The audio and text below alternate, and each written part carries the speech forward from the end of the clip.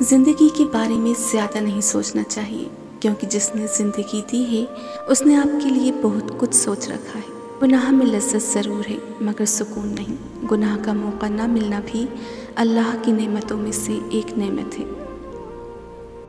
ज़िंदगी में परेशानी का एक ही हल है, अल्लाह से बात करें, अल्लाह से मांगें, अल्लाह पर छोड़ दें, अल्लाह पर भरोसा करें।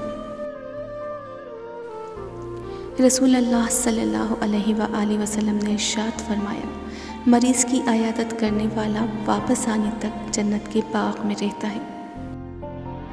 हज़रत अली अलैहिस्सलाम ने फरमाया, अपनी सोच को पानी के कतरों से भी ज़्यादा शफाफ रखो, क्योंकि जिस तरह कतरों से मिलकर दरिया बनता है उसी तरह सोचों से ईमान बनता है। जब ज़िंदगी तुम्हें बेतरतीब करके रख देती है तब अल्लाह खुद तुम्हें दुआओं को तरतीब देने का हुनर सिखा देता है।